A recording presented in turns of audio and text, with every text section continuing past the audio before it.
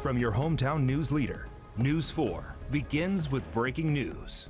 Guilty. That's the verdict that could send a Dothan prosecutor to prison. After about 2 hours of deliberations, jurors found him guilty of seeking sexual favors. Now, Ken Curtis broke the story nearly 3 years ago. Ken Johnson is in custody this afternoon, and Ken Curtis is live in our newsroom with those details. Yeah, Mark Johnson is in custody this afternoon after Houston County jurors returned those 6 guilty verdicts. Specially appointed Judge Bert Smithhart ordered deputies to take Mark Johnson into custody immediately. Johnson promised favors to defendants and witnesses, an ethics violation, claimed prosecutors during the 4-day trial.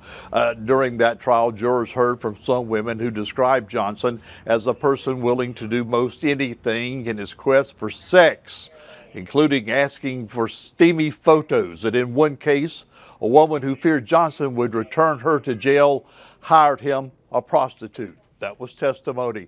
Even Johnson's attorneys admit he may lack character, but he did nothing, they insist, to violate Alabama's ethics laws. After jurors returned their guilty verdicts, there were 6 of them.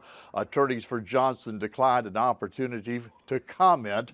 As for Clark Morris, who heads the Attorney General's office investigative team that arrested Johnson, she told me the verdict did not surprise her. She expected the guilty verdicts, and I asked Ms. Morris if she would request of the judge to send Johnson to prison when he's sentenced somewhere down the road, perhaps in a few weeks. She said prosecutors haven't got that far down the road to discuss that as a possibility. Johnson, who worked at the Houston County District Attorney's Office, Kinsley, will almost certainly lose his Alabama law license.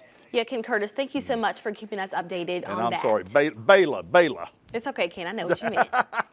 And while Johnson is in jail, his attorney is planning to request an appeal bond.